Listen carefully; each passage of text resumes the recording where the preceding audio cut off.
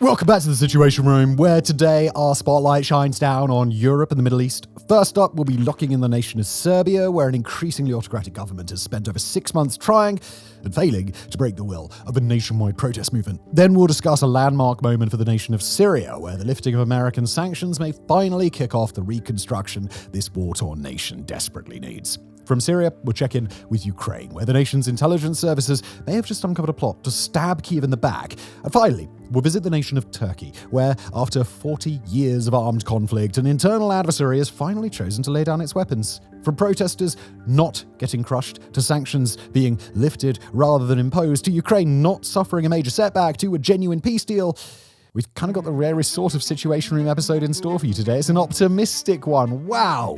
I mean, it's tough to say when it'll come round again, so enjoy. In April, The Economist described an arc of protest across southeast Europe, a sweep of nations from Slovakia to Turkey, where the streets burned with anger against incumbent corrupt governments. In some of those nations, like Hungary, the rallies were passionate but relatively small. In some, like Georgia, they threatened to shake the whole of society. But none could hold a candle to the country with the biggest movement of them all, Serbia. Since last November, the Balkan nation has been in a state of near paralysis as students barricade themselves in university buildings, ordinary citizens surround the public broadcaster, and everyone from farmers to taxi drivers block the streets of the capital. And unlike in Georgia or Turkey, the government seems powerless to do anything about it. The immediate cause of the protests was the collapse of a train station in the city of Novi Sad, which killed 16 people. But while that might sound pretty minor in the grand scheme of things, the accident exposed the rot at the heart of Serbian society. Rather than an old, dilapidated building, the Novi Sad station was brand new, rebuilt as part of China's Belt and Road Initiative, and opened with great fanfare in 2022. 4 months before it collapsed, the government boasted it had been built to European safety standards. So when it suddenly caved in, everyone assumed construction had been compromised by that most Balkan of diseases: corruption. Under former Prime Minister turned current President Aleksandar Vučić, Serbian society has become poisoned with a level of graft that's simply unimaginable for those living in relatively well-ordered societies. As the Centre for European Policy Analysis wrote, quoting here, "The country's ruling class are blamed for looking after themselves at the expense of the people, for example by channeling lucrative government-funded contracts to friends and associates who then fail to properly complete the work." Or to quote a protester who spoke to the BBC back in March, "We just want a country that works." Now, and that's a sentiment that seems to have resonated across wider society. After starting small, the protests have acquired a momentum out of all proportion to the tragedy itself. Writing on Substack, Slobodan G. Markovic, professor of political science at the University of Belgrade, has described how students took control of state universities and organized themselves into citizens' assemblies that pushed for radical action. How by December 22nd last year, the protests had already brought over 102,000 people onto the streets of Belgrade, no mean feat in a country with a total population of only 6.6 million. But it was what happened next that really makes this story noteworthy. The way the protest grew, rather than faded, with everyone from farmers to military veterans joining a demonstration in March. The way the students began symbolic protest walks through the frozen countryside to far-flung villages, strongholds of Vučić's ruling party, where they were greeted as heroes. As France 24 noted, across Serbia there have been student-led protests almost daily over the past 6 months, the largest of which have gathered hundreds of thousands of people. This culminated in the mid-March demonstration, where it's estimated 325,000 people gathered to demand change.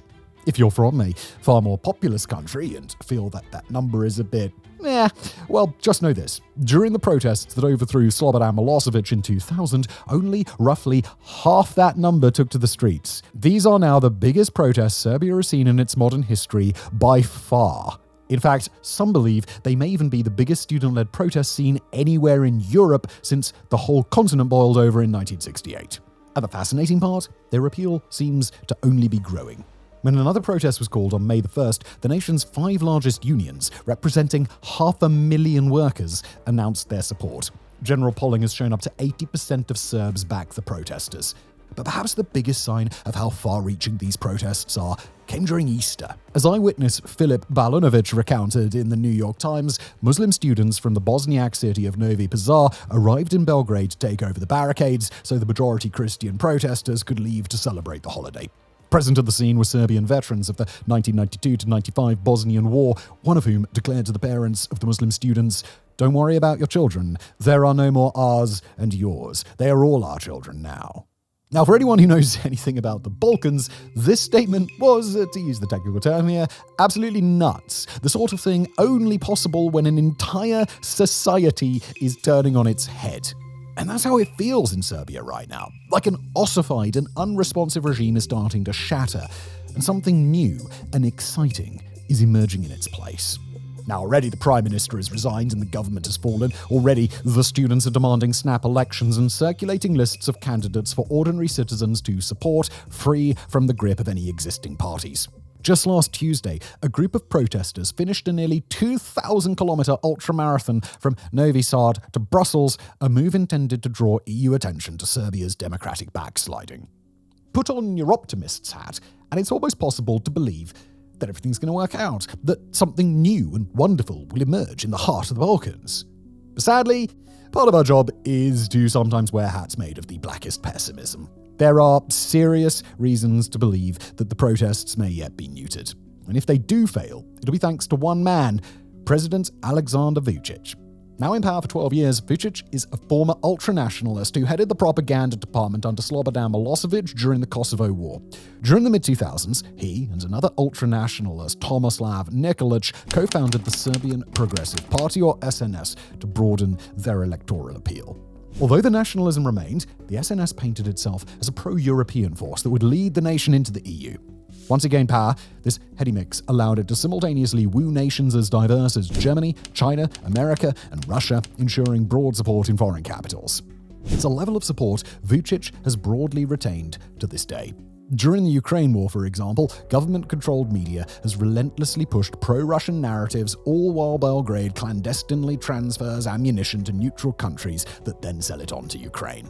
This balancing act won Vučić both an invitation to World War II commemorations in Moscow and an unusual degree of tolerance in Brussels.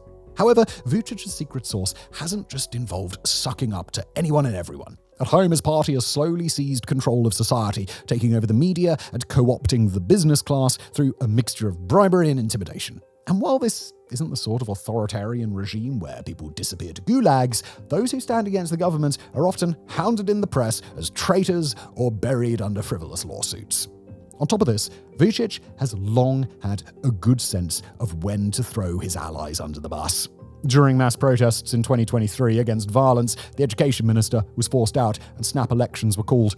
2025 started with him booting out the prime minister and offering young people loans of up to $100,000 to buy property. And that last point speaks to Vučić's sense of what's driving these protests. By most indicators, Serbia's youth are having a tough time. According to think tank Bruegel, nearly a fifth of 20-29-year-olds are unemployed, while over 40% of young degree holders can only find temporary work. That's a recipe for massive youth discontent. Perhaps in another era, that offer of loans for young people might have taken the winds out of the protests. But for whatever reason, things appeared different this time.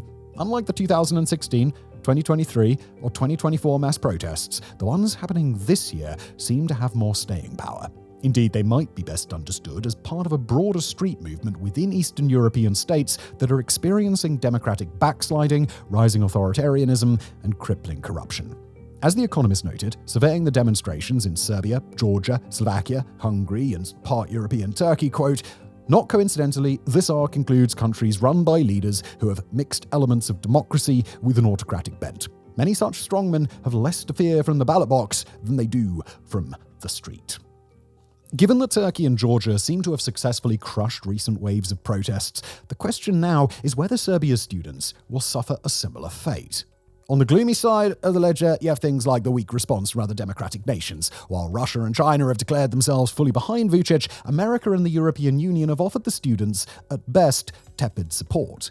As the Associated Press writes, quote, "Many pro-democracy Serbs are disappointed with what they view as the EU's lukewarm response to Vučić's increasingly authoritarian ways." The trouble is that the EU's highest priority in the Balkans is normalizing relations between Serbia and Kosovo, and Brussels believes that Vučić is better placed to do that than any potential successor. The EU is also interested in Serbia's lithium reserves and terrified that taking a stance against Belgrade will send Vučić running into Vladimir Putin's arms. Now, the good news is that this fear may slowly be fading. The European Parliament is starting to suggest that democratic reforms will be needed if Belgrade still wants to pursue its stated goal of joining the bloc. And the centre-right European People's Party, which counts Vučić's SNS as an associate, has now begun to criticise Belgrade. Still, these are small steps, and there are internal problems facing the protests too. One major one is their decentralised nature. While that has meant the government can't identify and start smearing scapegoats, it also means the movement is unwieldy by nature. As Foreign Policy writes, quote, "Although a horizontal leaderless structure has proven to be an advantage to the students thus far, history has shown the political organizations of this nature are far more prone to infighting and tend to fail." End quote. Another is the nature of the regime's control over society. Universities that have allowed the students to protest are now being threatened with privatization or loss of funding, with the salaries of professors being reduced by nearly 90%. And it's worth pointing out that with elections 2 years away, Vučić may simply sit tight and ride out the discontent. Yet peek at the other side of the ledger, the one that imagines a brighter future for the protests, and it's possible to make out some factors the students have in their favour. Some which suggest that Serbian society could yet be transformed. Perhaps the biggest of all is the growing sense that the government is losing all legitimacy, becoming an embarrassment, or even a joke among its base.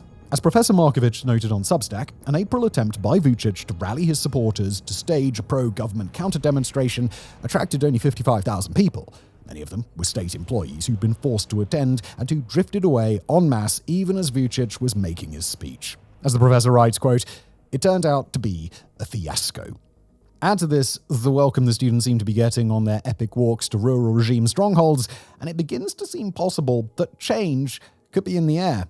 That unlike recent protest movements in Turkey, Georgia, Iran, or Belarus, the Serbian students may succeed in remaking their society.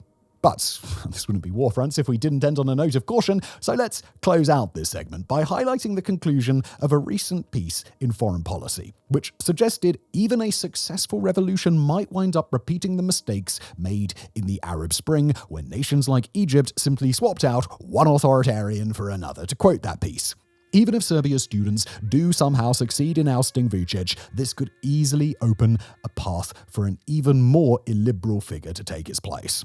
As in Egypt's case, any change could end up being short-lived, merely opening an interregnum that is eventually filled by a new Vučić."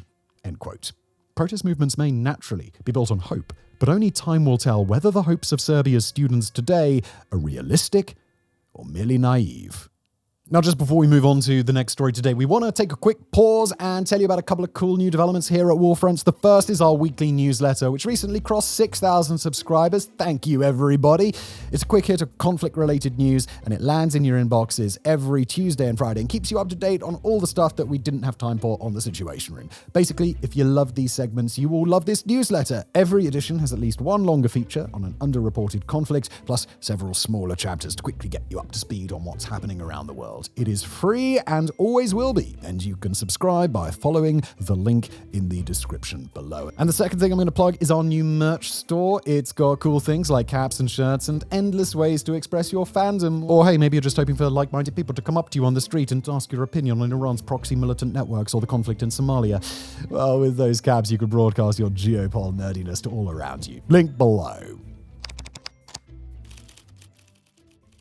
Next up, we turn our attention to Syria, just past the 6-month anniversary of the fall of longtime dictator Bashar al-Assad and his family dynasty. Syria's first 6 months post-Assad have been a complicated and at times exceptionally violent affair. But now, a surprise announcement by the leader of the United States has injected some desperately needed energy into the reconstruction effort. The news came by way of US President Donald Trump during the first foreign trip of his second administration. Kicking off a round-trip tour of the nations of the Persian Gulf, Trump touched down in Saudi Arabia, where he was expected to announce major financial and defense arrangements with the world's most powerful petrostate.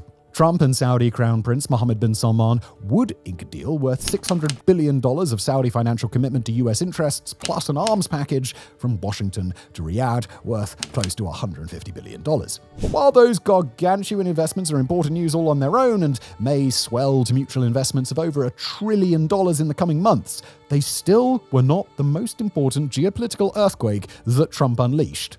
Speaking to a jam-packed Saudi auditorium at a jointly run investment forum in Riyadh, Trump announced that the United States would be lifting all sanctions on Syria, not just sanctions against certain people or certain industries, but all of them at once.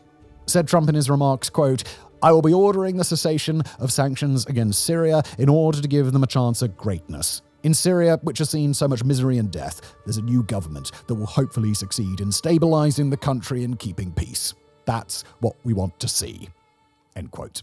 In exchange, Trump asked that Syria join the Abraham Accords, the years-long effort to open diplomatic relations between Israel and the Arab world. Trump indicated that the United States would move to normalize its diplomatic relations with Syria and that he would personally meet with Syria's transitional president, the former rebel leader and seemingly reformed jihadist commander Ahmed al-Sharaa. The following day, Trump would do precisely that, holding a discussion with Sharaa in Riyadh for about half an hour and then praising him in remarks to the global press. It was the first time in 25 years that a Syrian and an American president had met face-to-face. Precise details on when sanctions relief will arrive and how that relief will be structured in practice have yet to be revealed. But even without understanding the specifics of America's new arrangement, the lifting of US sanctions would be a desperately needed reprieve for the Syrian people.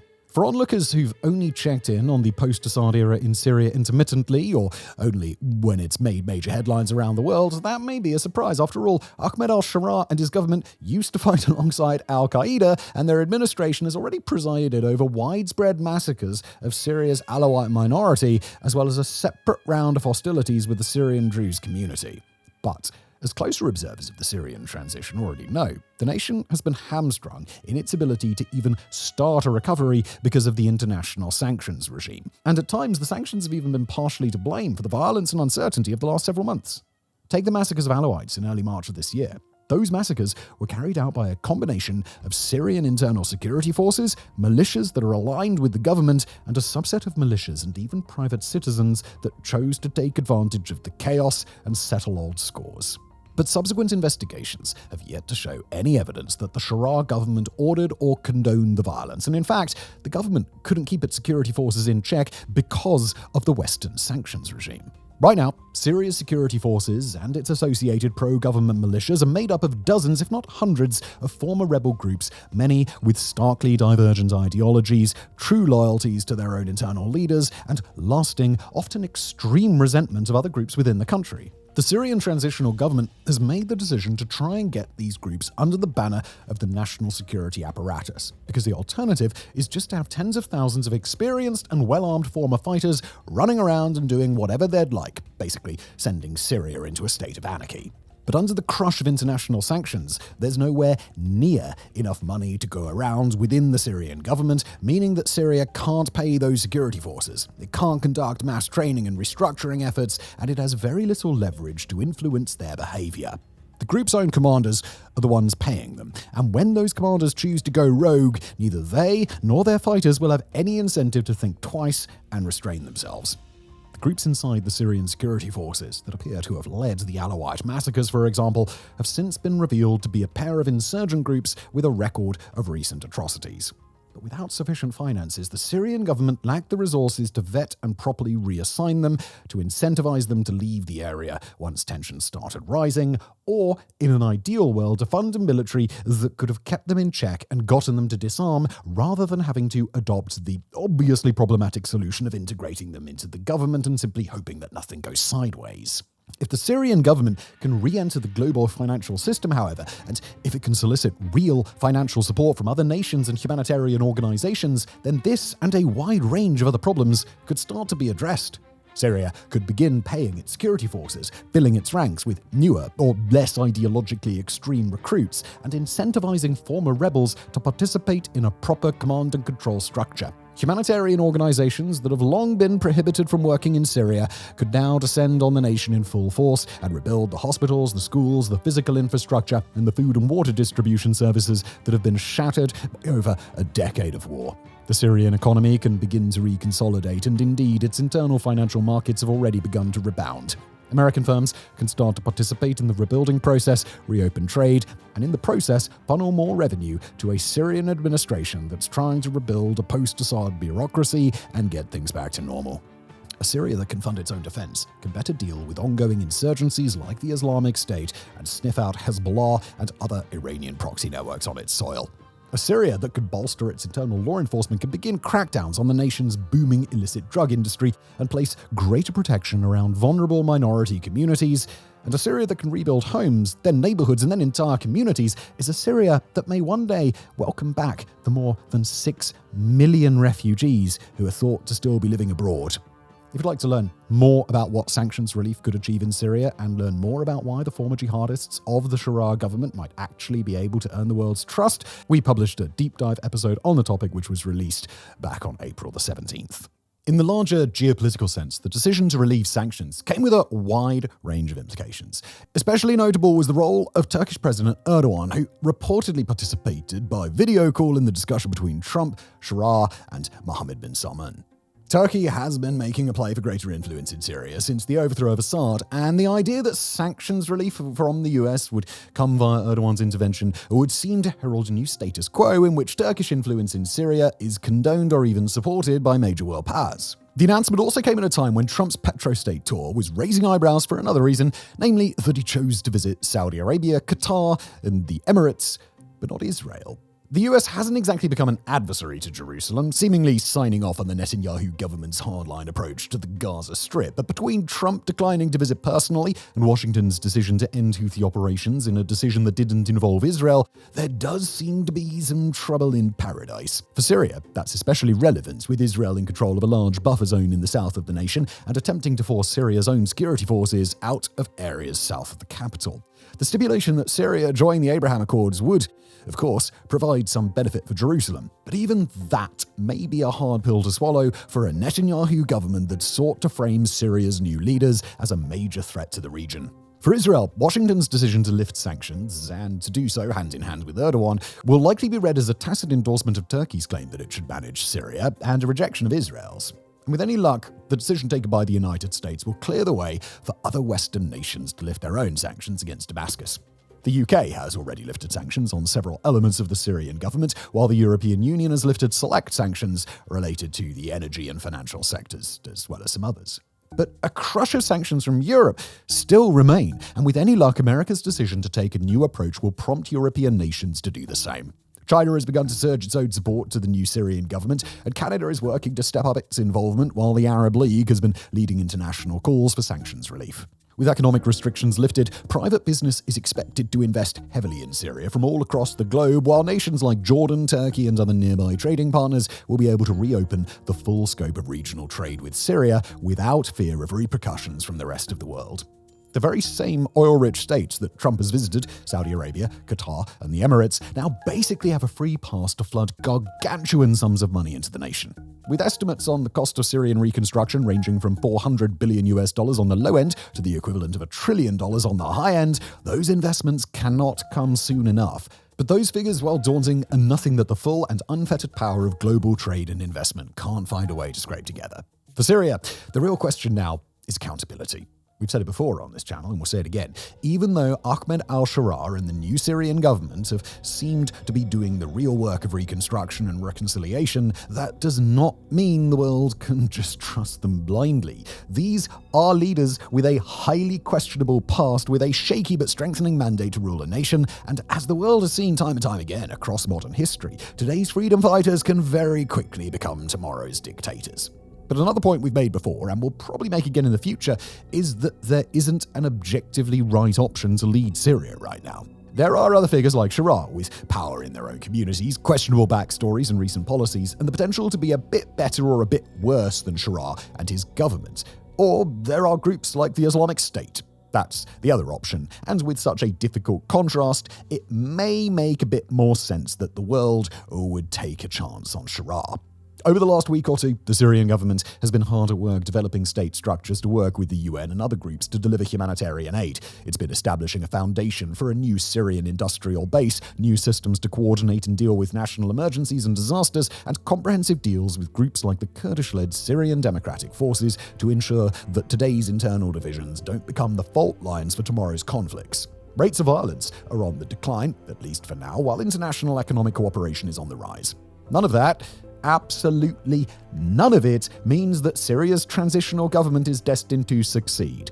But it's well past time to lower international sanctions and ensure that even if Syria fails in the end, it won't have failed because the rest of the world stopped it from ever having a chance.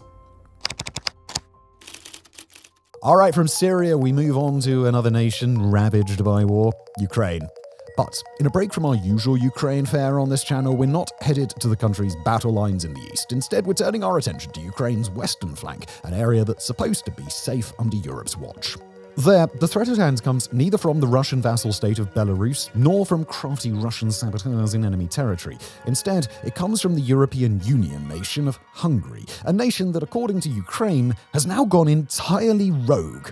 The announcement came on May the 9th when Ukraine's Domestic Security Service, the SBU, announced that 2 Ukrainian military veterans had been detained as part of an ongoing investigation.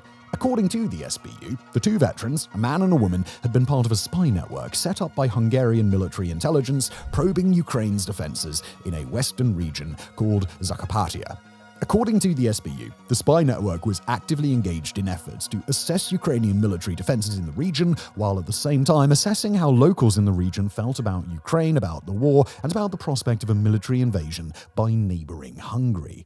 Now look, in order to understand what's happening here, we've got to understand a little bit about Zakarpattia Oblast. The region takes up a land area of a bit under 13,000 square kilometers, and it borders a total of 4 nations, including Poland, Slovakia, and Romania, but it also accounts for the entirety of Ukraine's land border with Hungary. It also makes up the majority of a historic region called Transcarpathia, which was, funnily enough, under the control of the Kingdom of Hungary from the late 9th century until the end of World War I, and it was annexed again by the Kingdom of Hungary prior to World War II after the breakup of the First and Second Czechoslovak republics. And yes, that historical claim will be coming back, we assure you. The region hosts a population of about 1.2 million people. It's largely mountainous, except for a southwestern plain that's inhabited mostly by Hungarian speakers, and while its largest ethnic population is Ukrainian, it hosts about 75,000 ethnic Hungarians. Economically, the region is highly agriculturally productive, hosting many rich vineyards and wineries, dense forests, and, well, not much else other than a booming service and entertainment industry. The region has long been a focus for Hungarian Prime Minister Viktor Orban, who's levied allegations against Ukraine for years that it was mistreating its Hungarian minority in the region. Similar to critiques that Moscow has levied at Kyiv around its eastern population, Budapest has insisted that ethnic Hungarians should have a right to speak their native language within government and the education system. That's a demand that Ukraine has largely acquiesced to, but Zakarpattia Oblast has nonetheless been a factor in the rapidly devolving relationship between Ukraine and Hungary overall. Hungary has accused Ukraine of, quote, Hungariophobia, and has consistently blocked both military aid to Ukraine whenever possible and the country's long-standing bid to join the EU. In Zakarpattia, Hungary has poured money into Ukraine's Hungarian minority, often quite overtly trying to make it an informal part of Hungary itself, while making it very easy for locals to become Hungarian citizens. Meanwhile, a far-right political party in Hungary, known as Our Homeland, has gone so far as to say that Hungary would claim the Transcarpathia region if Ukraine lost its war with Russia. Some Russian figures have even echoed the idea that Transcarpathia would go to Hungary, and although Viktor Orban himself has not endorsed the concept, he makes frequent references to the idea that all Hungarians should be united under his watch. So, while it would previously have been a bit much to claim that Orban was seeking to recapture Zakarpattia Oblast or slice off a portion of the territory, Hungary's intense interest in the region is far from a secret. But according to Ukraine's most recent allegations, Budapest has far greater designs on Transcarpathia than was previously known. Per Ukraine's SBU, the spy ring that Ukraine has uncovered was being coordinated by a, quote, career officer of Hungarian military intelligence, and that the spies it detained were on the hunt for, quote, vulnerabilities in the region's ground and air defense. Of paramount importance to the spies, again according to the SBU, was the question of how locals would react if Hungarian troops marched into this portion of Ukraine, whether they'd riot and resist or stand down, and potentially even comply. The Spies had been conducting their investigations since 2024 after being recruited in 2021. They had attempted to recruit other informants in the Transcarpathia region and met with handlers in Hungary. They are now held in custody on charges of high treason and may be imprisoned for life if they're found guilty. The patterns of inquiry that Ukraine's SBU explained would suggest that Hungarian military intelligence was still assessing its options at the moment the ring was disrupted. The spies in question had focused a portion of their attention on the availability of weapons and equipment on the local black market, as well as the strength and levels of equipment of Ukrainian local law enforcement. That would suggest that if the right circumstances presented themselves, Hungarian intelligence may have opted for a more covert approach, perhaps relying on non-uniformed Hungarians to infiltrate the region, similarly to Russia's 2014 conduct in Crimea, or perhaps organizing and helping to equip a local resistance made up of Zakarpathya's own citizens. Also on the Spies' to-do list was to evaluate the presence of Ukrainian military units, particularly air defense systems, aircraft and helicopters, ground combat vehicles, and the military's current posture in the area. While that would be important information to know if Hungary went for the local insurgency option, it may also have triggered a shift toward a more direct or overt Hungarian armed intervention. Hungary, perhaps unsurprisingly, has fiercely rejected the allegations levied by Kyiv. The nation's foreign minister, a man we're going to refer to as Peter because we simply do not have a hope of pronouncing his last name correctly, referred to the SBU report as, quote, completely unfounded anti-Hungarian propaganda. Hungary retaliated directly with the expulsion of 2 Ukrainians from the nation's embassy in Hungary that Budapest accused of also being spies. A few days later, Hungary suspended a set of negotiations with Ukraine scheduled for May the 12th that had been meant to address Hungary's recommendations for Ukraine's treatment of its Hungarian minority. Hungary also carried out a flashy arrest in central Budapest in which a Ukrainian man was arrested and then deported on charges of espionage. Hungarian allegations of drugs and arms trafficking by Ukrainian organized crime only grew louder in the aftermath of the SBU report, while Ukraine, continuing the tit-for-tat exchange, expelled 2 Hungarian diplomats in retaliation for the 2 Ukrainian diplomats who Hungary had thrown out. As for the report's legitimacy, many expert observers have indicated that it would be well outside the norm of the Ukrainian SBU to fabricate such an intricate story without it having any merit. One analyst, speaking anonymously to the Financial Times, suggested that the report, quote, seems too well documented for the Ukrainians to be bluffing. The allegations would be even more dangerous for the SBU to simply make up, since they allege that Hungary had focused its attention on sensitive military targets, an accusation that would come with seismic implications if proven true, but that would discredit Ukraine in the eyes of the international community if it were proven false. That is to say, it would be a strange strategic decision for Ukraine to make these accusations if Kyiv wasn't absolutely certain that it could back them up. For Hungary, if the allegations are proven true, then the nation's relationship with the European Union may finally reach a breaking point. For years now, Hungary's obstruction of the effort to aid Ukraine, its vilification of European continental leaders, and its closeness to Vladimir Putin's Russia have caused an intense strain on that relationship. But for Hungary to be looking to invade or otherwise militarily attack Ukraine directly could very well be the last straw. Of course, that would pose a new problem for Europe, as actually doing something about Hungary would constitute a move into uncharted territory. In both the EU and NATO, all decisions require unanimous consensus among members, meaning that the decision to expel Hungary from either institution couldn't happen unless Hungary itself voted in favour, which Hungary isn't going to do. The European Union can vote to remove Hungary's voting rights with unanimity from all other 26 members, but Slovakia and Turkey have each seemed as if they were likely candidates to tank such a vote for different reasons. If the SBU's claims can be supported conclusively, then that might be enough to get the job done, especially given reports that EU members were already having early discussions about removing Hungary's vote before this most recent news came out. If the EU really did take that step, then it could overcome the major stumbling block that Hungary poses once and for all. But it could also place itself in a very difficult position in the long run by demonstrating to Hungary that it has nothing more to gain by playing even remotely nicely with Europe. If Orban decides to throw his lot entirely in with Putin, then it's worth asking, does that make an invasion of Transcarpathia less likely or more?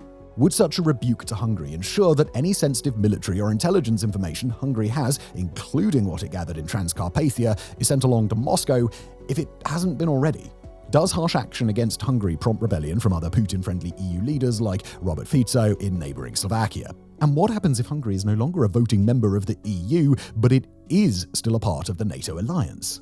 Right now, the diplomatic standoff over the SBU's report has yet to break in one direction or the other.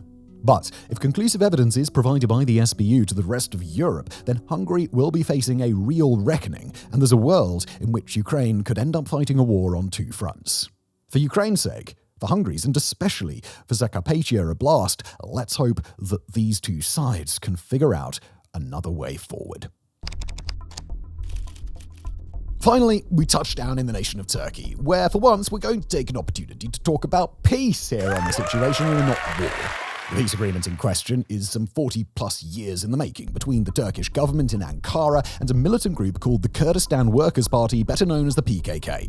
The formal announcement came last Monday, May the 12th, in statements made by the PKK and then validated by the leaders of Turkey. According to the group itself, the PKK has chosen to dismantle its own organization, terminate all operations under the banner of the Kurdistan Workers' Party, and commit to a full process of disarmament. Once that process is complete, the PKK's former members will reintegrate to Turkish society, and assuming all goes well, they'll be able to live as ordinary citizens.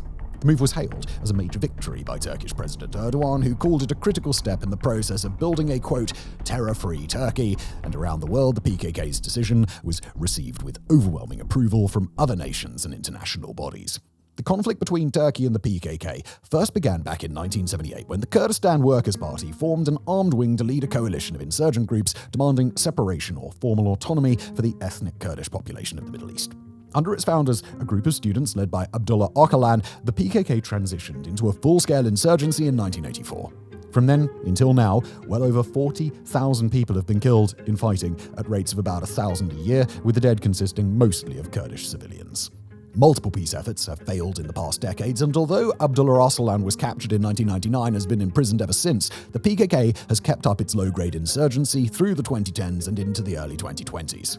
The conflict has been a transnational one, with the PKK and its allies relying on the Kurdish diaspora in other parts of unrecognized Kurdistan, in Syria, Iraq, and Iran, while Turkey treats other Kurdish-led paramilitary groups, including the Syrian Democratic Forces, as being functionally indistinguishable from the PKK proper. Over the last few years, it seemed fairly clear that the PKK was losing steam. Turkey has become far more effective at dealing with insurgents over the last few years, especially because of its use of unmanned drones, and the PKK has been on the back foot with little hope of pulling back momentum. But the effort to reach the current ceasefire only began a few months ago, with covert talks between the PKK leaders and the nation of Turkey first being reported in hazy accounts via the international press last October. In February of this year, however, those peace efforts got a much-needed shot in the arm by way of Abdullah Öcalan himself. From prison, Öcalan called on the PKK to gather in Congress and agree to formally disband, a call that was greeted with skepticism across part of the sprawling PKK and its affiliated insurgent groups, but still managed to force a real conversation. Although the degree to which the PKK is simply following Öcalan's wishes is unclear, and certainly some factions within the PKK have tried to portray their decision as not being at Öcalan's behest, the result was the same regardless.